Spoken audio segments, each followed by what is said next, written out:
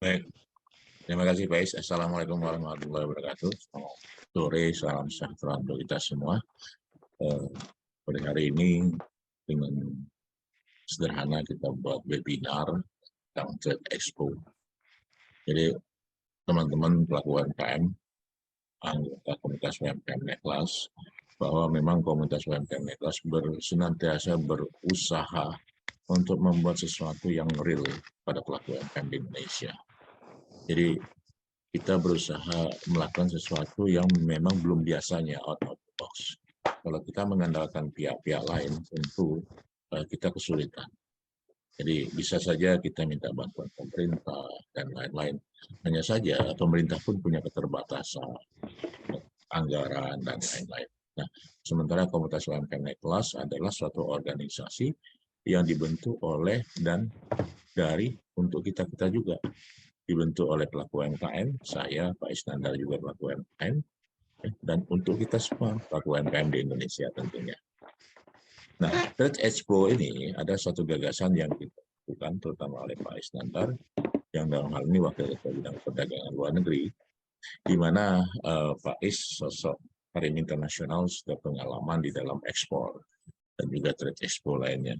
Saya berharap kegiatan ini akan memberikan kontribusi positif, kontribusi real kepada pelaku UMKM di Indonesia, terutama teman-teman anggota komunitas UMKM naik kelas. Ya. Tidak ada sesuatu yang kita harus dapatkan besar tanpa harus mengeluarkan sesuatu. Nah, tentu ada hal-hal yang harus kita korbankan dalam hal ini. Komunitas UMKM naik kelas memang tidak punya anggaran biaya sama sekali untuk menyelenggarakannya. Kalau kita berharap dari sponsorship dari pemerintah, tentu kita nggak pernah jalan. Karena sudah setahun kita rencanakan ini, kita berharap ada bimbingan ataupun arahan dan bantuan dari pemerintah, ya kita nggak pernah bisa jalan tentunya. Kita coba dengan secara mandiri, teman-teman, dan dengan pengalaman Pak Isnandar yang sudah karim internasionalnya, yang sudah berpengalaman, insya Allah Pak Isnandar akan bisa membantu teman-teman mempromosikan produknya, terutama untuk ekspor, pangsa ekspor, juga dengan Trade Expo ini juga bisa untuk pasar dalam negeri lainnya. Itu dari saya, Pak Is, dan teman-teman semua. Saya berharap kegiatan ini, Trade Expo ini bisa terlaksana dengan bagus, profesional tentunya, Ya, dan bisa membantu teman-teman pelaku UMKM. Demikian, terima kasih. Assalamualaikum warahmatullahi wabarakatuh. jadi makasih banyak pertanyaannya. Langsung ya, Bos. Silakan, silakan. Bapak dan Ibu, makasih kehadirannya. Biasa gitu di acara saya, Cak Karim atau UMKM Inflasi, kita langsung to the point ya. Karena saya tahu Anda di Sabtu udah meluangkan waktu gitu ya. Izin saya akan langsung berbagi bagi slide ya. Dan saya akan bagi slide. Saya lebih berharap kita nanti lebih banyak diskusi. Silakan Anda mau tanya apapun tentang expo yang akan dilakukan oleh, bukan trade expo-nya kita lakukan, tapi ikut di trade expo itu biar nggak salah ya. Karena ternyata teman-teman mungkin karena kita UMKM tidak ekspor masih banyak yang merasa masih jauh, itu trade expo pun belum tahu gitu ya. Jadi saya paparkan slide-nya. Saya mulai ya, Bismillahirrahmanirrahim. Gini, Bapak dan Ibu, Trade Expo Indonesia itu namanya T, itu pameran produk-produk ekspor Indonesia ya. Itu sudah diadakan sejak tahun 80-an. Seingat saya itu tahun 84 awalnya. Kalau Anda lihat di YouTube-nya Karim itu Anda akan ketemu salah satunya rekaman dengan Pak Gus Mardi. Beliau adalah salah satu penggagas itu. Dulu namanya itu sebelum Trade Expo itu namanya Pameran Perdagangan Luar Negeri kalau nggak salah. Baru zamannya Bu Marti Pangestu menjadi Menteri Perdagangan itu dirubah menjadi Trade Expo Indonesia. Jadi biasa aja. Jadi pameran perdagangan ekspor itu ya namanya pameran. Tapi kalau yang kami amatin secara profesional kita lihat kita gitu ya pelaku bisnis itu kadang-kadang nggak bisa membedakan antara trade expo, business matching, dan bazar. Ya, itu tiga hal yang sangat berbeda sebenarnya. Business matching itu udah ketemu orang jelas. Trade expo itu sebenarnya ya tidak hitam putih, tapi trade expo itu arahnya sebenarnya ke B2B ya. Kemudian bazar, seperti yang paling bagus bazar contohnya itu Pekaraya Jakarta, itu bazar. Jadi kita jualan di situ. Nah ini hal yang berbeda gitu ya. Trade expo itu bisnis B2B, oke? Dan penyelenggaraan ke-38 kali, dan kalau kita lurus ke belakang juga baru sekitar 10 tahun ke belakang Indonesia sangat melirik ekspor. Sebelumnya kita sangat domestik. Jadi ini udah sayang sekali kita lewatkan. Dan pemerintah itu mengeluarkan dana untuk ke sini itu tidak sedikit ya. Sebelum zamannya Pak Enggar itu malah tamu-tamu itu ke Indonesia itu kita keluar dana. Pemerintah keluar dana dengan saya. Artinya memang kita serius untuk mencari buyer luar negeri. Tapi yang mendapatkan manfaat itu nggak banyak gitu ya. Baru ada perusahaan besar. Kita nggak bisa menyalahkan juga karena mungkin dulu juga paradigmanya kalau ekspor tuh harus perusahaan besar dulu gitu ya. Baru rasanya 3 tahun 4 tahun ke belakang Karim termasuk Kang mengatakan ekspor tidak harus perusahaan besar, perusahaan kecil pun malah mungkin lebih lincah untuk ekspor. Tapi memang positioningnya kemudian eksekusinya berbeda. Oke, itu tentang trade expo. Kemudian kita coba lakukan penelitian ya. Kita bikin kuesioner saya rasa 2 bulan lalu. Nanti juga silakan yang belum ngisi Anda isi lagi. Rata-rata tuh belum pernah ikut Trade Expo. Dari komunitas kita, lingkaran kita ya. 86% belum pernah ikut. Ada yang pernah ikut 1 kali, ada yang lebih dari kali gitu ya. 2 kali. Sorry. Kemudian, nah kita tanya tuh. Anda kalau mau tahu, silakan Anda cek di websitenya Trade Expo. Biaya booth itu 22 juta. Itu lahan kosongnya saja. Jadi ketika kita tanya, kalau Anda mau gabung-gabung itu sanggupnya berapa gitu kan? Berarti sanggupnya baru 1,5 sampai 2 juta. Itu dari hasil survei kita, maksimal 2 juta. Hampir 50% menyatakan dia sanggupnya maksimal 2 juta. Dan Anda bisa bayangkan 2 juta ke 22 juta itu kalau dibagi itu 10. Berarti udah padat sekali. Dan saya harus sampaikan juga ini direkam. Silakan kami beberapa kali melihat kami sebenarnya protes keras ya. Ada beberapa booth itu yang jatahnya dan memang diperuntukkan dari instansi, which is negara udah sangat mengambil posisi yang bagus, dari instansi dibagikan kepada UMKM yang dianalisa itu udah bisa perlu dibantu gitu ya. Nah, kami mendapati juga itu dimanfaatkan oleh malah perusahaan-perusahaan besar atau saya tahu perusahaannya kecil tapi yang punyanya besar. Kita tahu itu kita nggak fair. Dan apa yang disampaikan oleh Pak Teddy tadi, apakah kita harus menunggu saja gitu ya, atau kita mau menggumam saja? Gitu. Saya rasa bukan sesuatu yang bijak. Kita lakukan deh apa yang kita bisa. Makanya kemudian saya otak-atik dengan tim saya, Gus kalau 2 juta itu per orang, Agus juga protes jangan 2 juta Pak, 1,5 juta itu orang gimana kita mau kerjain gitu ya, sementara biaya booth ini 22 juta itu baru boothnya. Kebetulan saya sebagai di Karim dan secara profesional dulu sebagai pekerja dalam arti ya ikut exposure pekerjaan saya. Kalau Anda lihat di kelasnya Karim itu malah kita mengajarkan bagaimana deal tanpa buka booth, bukan tanpa ikut expo. Jadi kita datang ke expo tanpa buka booth itu kita bisa deal dan saya lakukan hal itu karena memang itu bagiannya adalah ilmu ekspor. Kita sebutnya atraksi di expo. Sekali lagi, saya balik. Karena expo itu source-nya B2B, bukan bazar. Kalau bazar Anda nggak buka booth, gimana mau jualan? Betul nggak? Tapi kalau expo, business matching, itu sebenarnya Anda bisa lakukan deal tanpa buka booth sebenarnya. Dan itu juga kalau kita mau taruh curiga, itu yang dilakukan oleh kita sebut, yang kita jadi benchmarking teman-teman dari luar negeri, dari Singapura, dari Vietnam, Anda yang buka warung, Anda yang bayar, tapi dia yang deal. Bahasa Padangnya inyo yang buka kadai, awak yang buat membayar kadai, inyo yang jual bagi. Jadi itu yang terjadi sebenarnya. Jadi, nah pertanyaannya di situ gimana kita meramu booth kalau rata-rata sangkupnya 1,5 sampai 2 juta. Artinya kita utak-atik, kemudian kembali lagi, dukungannya apa yang Anda butuh ketika dalam punya booth itu? Kebanyakan mengisinya mereka butuh kalangan profesional untuk berbicara dengan tamu gitu ya. Kenapa? Karena memang ini kekurangan kita. Mereka perlu menjelaskan produk, mereka perlu mengexpress menghargai yang datang, tapi kan kemampuannya kurang, gitu ya. Dan ini bukan soal UMKM atau tidak saja, UMKM lebih menderita situasinya, tapi bukan cuma UMKM, karena memang ilmu ekspor, ilmu mengenal budaya lain itu juga tidak mudah, gitu ya. Jadi mereka tuh perlu kalangan profesional. Nah, kebayang nggak Anda, udah bisanya 2 juta, duitnya 22 juta, gitu ya. Di mana mereka bisa berbicara ke atas. Akhirnya Expo itu jatuhnya jadi bazar. Dan itu sayang sekali. Oke. Nah, akhirnya kita hitung-hitung, kayaknya kita akan sewa booth bersamanya atas nama UMKM kelas. Saya kasih histori dikit, saya udah dapat tugas dari Pak Teddy itu tahun lalu, sekali lagi. Tahun lalu, kenapa nggak bikin pameran khusus UMKM untuk ekspor? Jujur, itu dari tahun lalu, dan kemudian Januari kita punya target. Jujur saya buang waktu cukup lama untuk satu tempat di Jakarta, Januari, Februari, Maret itu. Kemudian dilala nggak bisa, tempatnya nggak bisa. Kemudian kita coba lagi tempat yang lain, kita waktu itu coba menggandeng 2 negara, jujur. Jadi kita buka nama ekspor, kita ajak negara partner. Mereka perlu minta izin ke pusatnya, tapi idenya mereka suka. Jadi Anda kebayangkan apa yang sudah DPP lakukan, coba lakukan, yang kita coba bikin.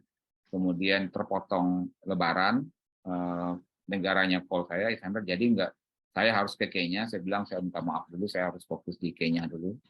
Kemudian pas begitu kita mau ketemu lagi, saya pikir-pikir, loh ini udah Juli, Agustus, sebentar lagi lah. Sementara Oktober itu adalah pameran terbesarnya kita, Indonesia. Lah kenapa kita nggak di situ saja gitu loh. Jadi langkah berikutnya begitu, bukan mendadak kita putuskan ke situ. Kita udah berpikir dari tahun lalu bagaimana teman-teman UMKM itu bisa punya expo tersendiri. Bedanya adalah daripada kita bikin sendiri, kita bergabung di Trade Expo, ya, perhelatan besarnya. Tentu kita pikir manfaatnya apa dulu, kita hitungnya manfaatnya dulu. Biaya lebih murah, kemudian karena Anda bisa bergabung di bawah bendera UMKM Neklas, UNK nama booth-nya, kemudian Anda bisa belajar. Jadi Anda berpengalaman di Expo, walaupun Anda tidak mungkin semua harus jaga booth, karena bakal penuh ya. Anda bisa fokus tidak hanya di booth. Ini yang kami ajarkan tadi. Harapan saya itu jangan Anda persepsikan itu jadi bazar lagi. Anda bisa fokus tidak hanya di booth. Artinya booth silakan dihandle oleh orang lain, tapi Anda nanti bisa janjian dengan orang dengan calon partner, calon buyer maksud saya yang lebih kredibel. Jadi Anda bisa fokus hari A misalnya dari Dubai, hari kedua dari Turki. Anda fokus satu orang satu hari saja. Saya tidak mengatakan pasti dapat semua, tapi cobalah masuk ke wilayah itu. Kendala komunikasi jadi minimal karena sudah dihandle oleh kita. Kemudian Anda bisa tetap melakukan follow up sendiri. Jadi bukannya gabung sama ini kemudian semua harus ke Karim atau itu tidak. Karena nanti kita akan bagi siapa yang datang, kita kasih kontaknya. Silakan Anda yang mau kontak, kita akan kontak. Kemudian lanjut, nah kita kasih juga beberapa penguatan ya, biar lebih berdaya guna gitu ya. Penguatan artinya kami itu membagikan katalog, kita sebutnya katalog ke partner-partner, terutama partnernya Karim itu setiap minggu atau setiap 2 minggu. Harapannya saya tahu orang Expo itu biayanya mahal, orang yang datang pun biayanya mahal. Anda bisa kebayang mereka datang dari Eropa, dari Cina, dari Amerika, Karim paling banyak dari Afrika, ke sini itu biayanya mahal. Dan saya tahu orang ekspor kalau udah pergi mahal itu dia udah penuh agenda. Nggak mungkin dia datang, udah lihat aja nanti ada apa, enggak. Mereka udah punya agenda mau cari apa. Jadi kalau kita dari awal bisa memberikan paparan-paparan ya, kemudian mereka lihat, oh di sini ada rendang, di sini ada kue itu, di sini ada baju, di sini itu. Harapannya kami, mereka akan menyusun agenda itu jauh hari sebelum mereka datang. Jadi harapan kita tuh mereka akan kontak kita. Saya bisa kontak Ibu Ida kah untuk bicara coklat, saya bisa bicara dengan Pak Ronald kah tentang furniture, itu harapannya kami. Gitu ya. Dan sebenarnya ini sesuatu yang sudah bisa dilakukan dengan mudah oleh penyelenggara Expo, tapi ya mereka tidak melakukan hal itu mungkin.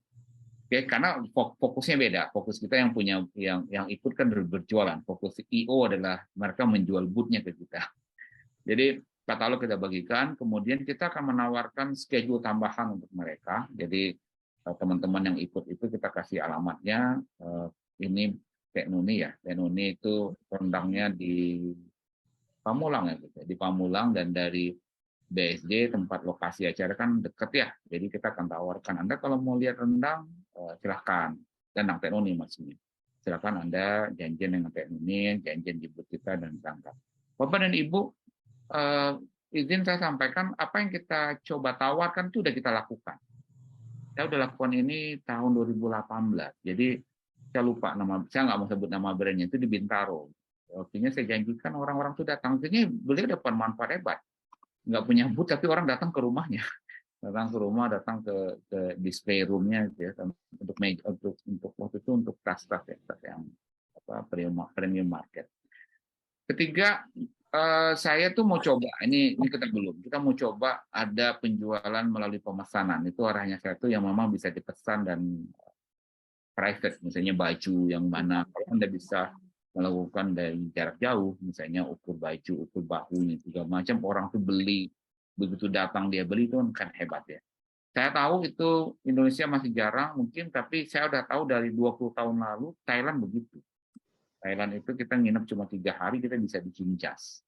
Itu hebat sekali dan bagus lagi gitu ya. Jadi coba kita masuk ke situ ya. Artinya apa? Kalau Anda bisa melayani itu, setiap tamu ke Jakarta Anda bisa dapat ya. Nah, paketnya berapa? Akhirnya kami berpikirnya bukan dari beban, ya udah kita bismillah saja. Kita cuma hitung sejuta 500 per UMKM, tentu satu booth itu jadi banyak ya. Kemudian kita lakukan product profiling, kemudian sampel di display pas hari H, dan ada beberapa partnernya Karim itu yang memang arahnya mereka akan punya tempat display juga di luar negeri. Karim itu punya tempat display di Oman saat ini dan di Nairobi. Saya lagi godok itu di beberapa negara lagi.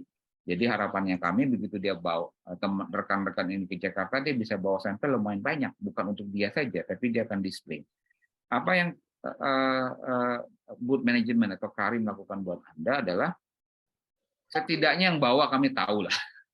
Jadi kalau Anda ikut pameran, sampel dihabisin orang yang tidak tahu, ya itu risiko pameran. Tapi setidaknya kalau kami bagikan, kami tahu. Oh ini PC Celio dari Ghana, saya tahu gitu ya.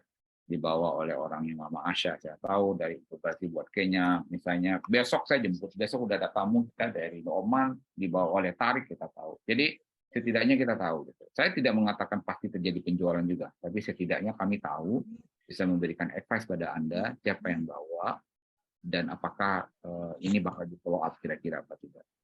Kemudian apalagi yang kita juga bantuan follow up. Ini untuk yang perlu di follow up ya, untuk email segala macam, bukan email ya, meeting.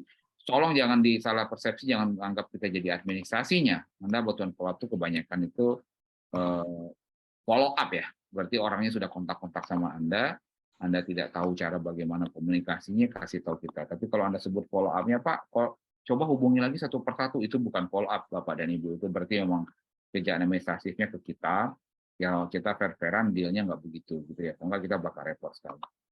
Ya, nah ini yang contoh, yang gambar yang kanan, Bapak dan Ibu, itu dilakukan ini gambar di di KBRI-nya. Ini sampel ini dari 2021 kita yang bawa, Karim yang bawa, kita bawa sampai 2.500 sampel, kita taruh seperti itu, dan akhirnya kita terinspirasi, jujur, saya bilang kenapa nggak taruh seperti itu lagi, karena spacing jadi efisien ya.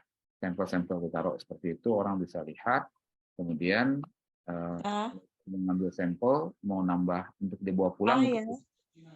Tolong yang itu di dulu ya. Nah ini waktu kita di bulan Mei kemarin, kerjaan ini kita udah lakukan di Kenya.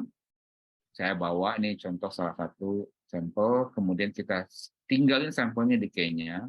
Kemudian saya minta tolong waktu itu rekan di Kenya untuk bawa ke sebuah coffee shop yang memang kita udah deal.